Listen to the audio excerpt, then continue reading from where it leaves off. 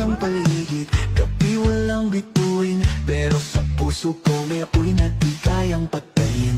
Kahit walang tunog ang mundo, naririnig ko pa rin tibok ng panibagong pagbangon. At kung madilim ng daraanan, hindi ako mag-iisa. Sa ilalim ng liwanag, hawakan ang iyong tapang.